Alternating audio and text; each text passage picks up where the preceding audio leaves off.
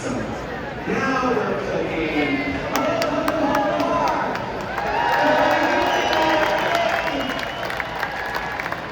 Alright, we had a little much needed rain. Our hair didn't get wet. There were no accidental t-shirt contests and high and man boots, and you wouldn't want to see that. But we're going to get back to our amazing program, and we'll take you back to the beginning of our nation, and we'll look at the Brandywine Colonials by the Drum Corps and the Baku Players. Now the Brandywine Colonials fight the Drum Corps uniforms may be red, but they are not British. They portray the musicians of the Continental Army during the American Revolution, who were the opposite colors of the fighting soldiers. Take a look.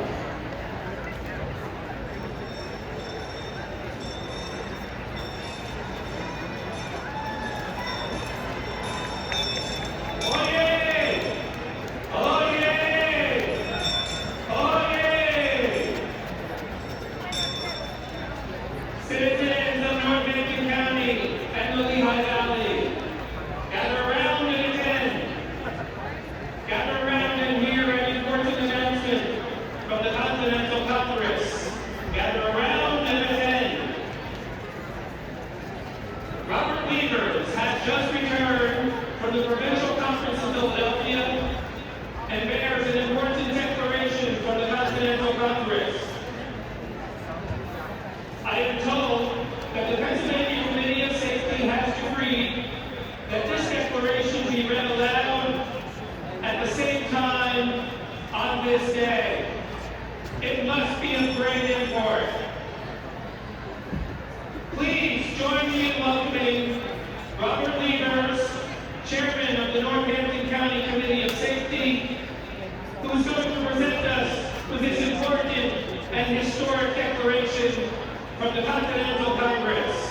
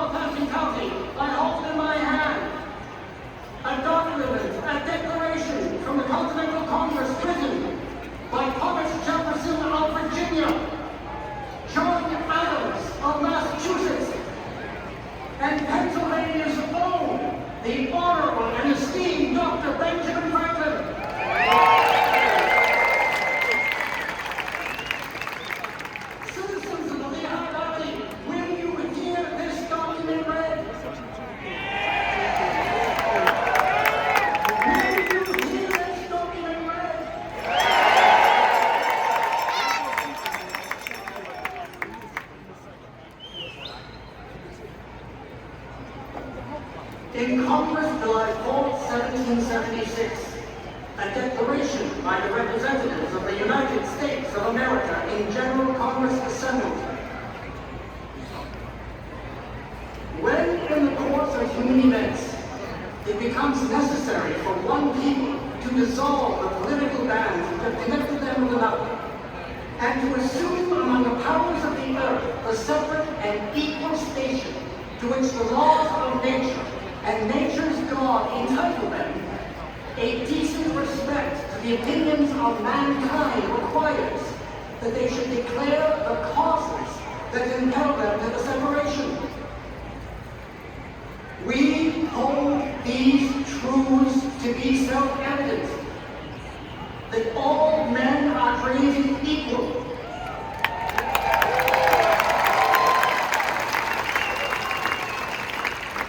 that they are endowed by their Creator with certain unalienable rights and immunities on life, liberty, and the pursuit of happiness.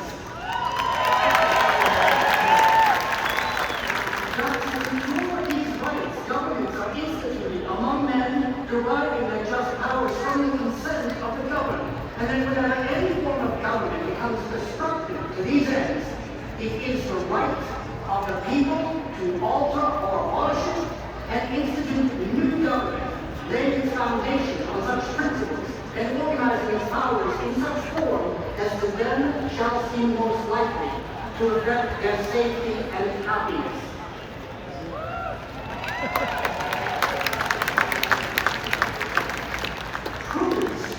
Prudence indeed will dictate that governments long established should not be changed for life and transient causes, and accordingly, all experience hath shown that mankind are more disposed to suffer while evils are sufferable than to right themselves by abolishing the forms to which they are accustomed. But with a long train of abuses and usurpations, pursuing invariably the same object, evinces a design to reduce them under absolute despotism, then it is their right, it is their duty, to throw off such government and to provide new government for their future security.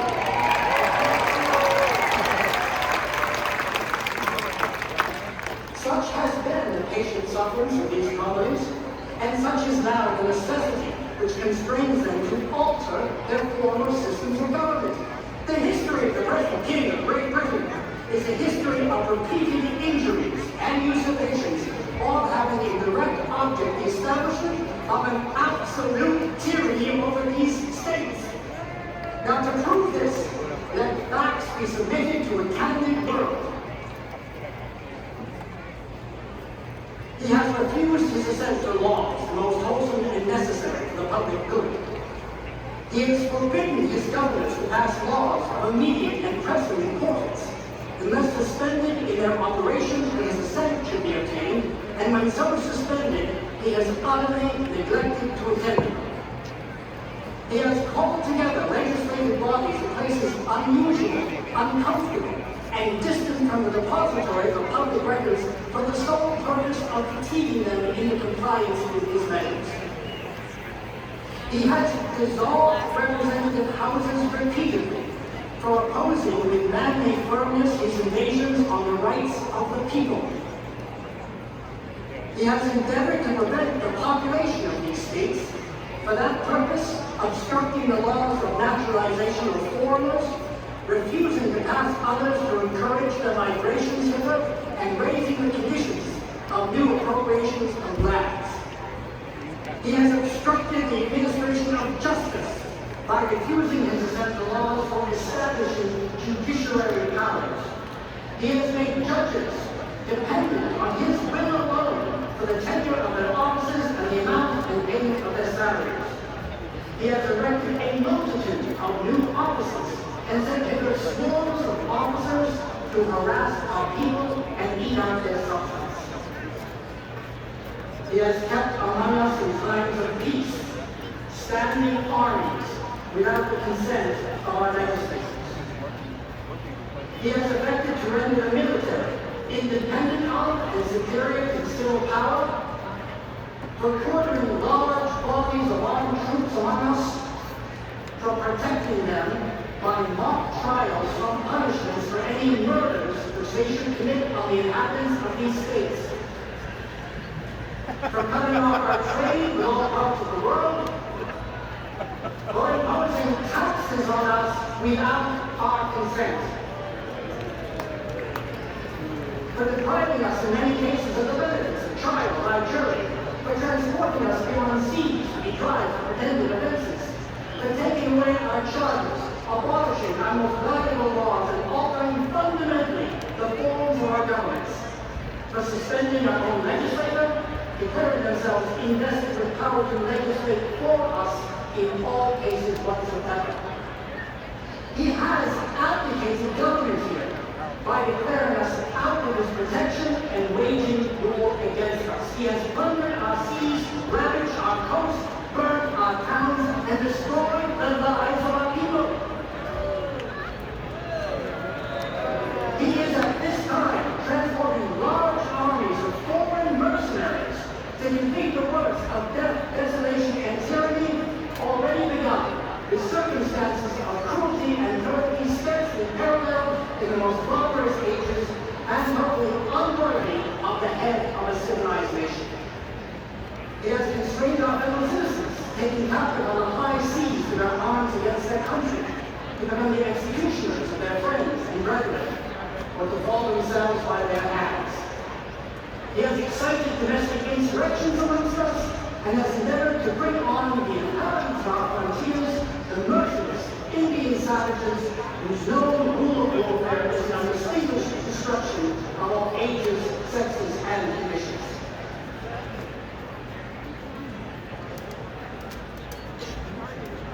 In every stage of these oppressions, we have petitioned for redress in the most humble terms.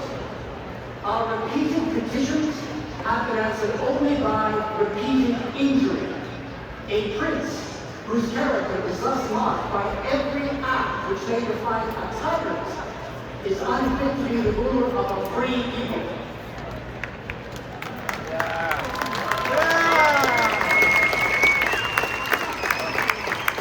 Nor have we been wanting attentions to our British brethren. We have warned them from time to time when attempts by their legislature to extend an unwarrantable jurisdiction over us. We have reminded them of the circumstances of our immigration and settlement here. We have appealed to their naked justice and magnanimity, and we have conjured them by the ties of our common kindred to disallow these usurpations which would inevitably interrupt our connections and correspondence. They too have been deaf to the voice of justice and continuity. We must, therefore, acquiesce in the necessity which denounces our separation and hold them, as we hold the rest of mankind, enemies in war, in peace, friends.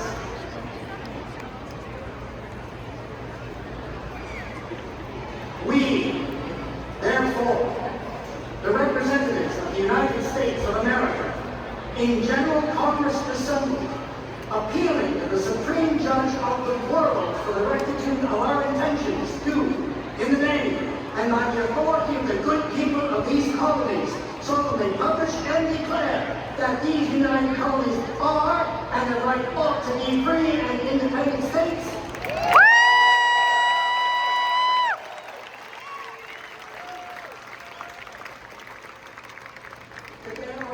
From all allegiance to the British Crown, and that all political connection between them and the state of Great Britain is and ought to be totally resolved. And as free and independent states, they have full power to levy war, conclude peace, contract alliances, establish commerce, and do all other acts and things which independent states may have right to. And for the support of this declaration, with a firm reliance on the protection of divine providence, we mutually pledge to each other.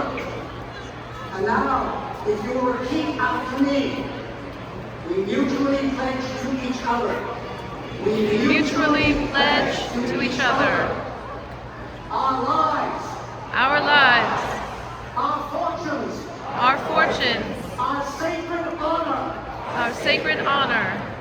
Signed by order and in behalf of the Congress, John Hancock, President.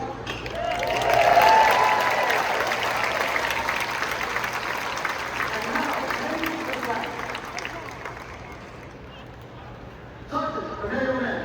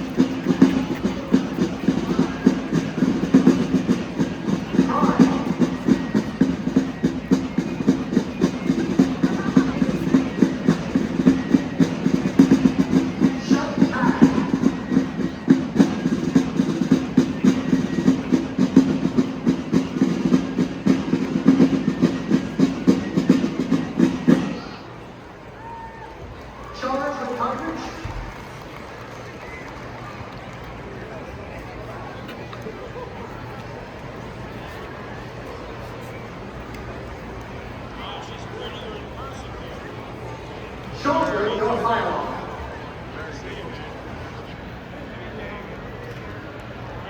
Poise your firearm.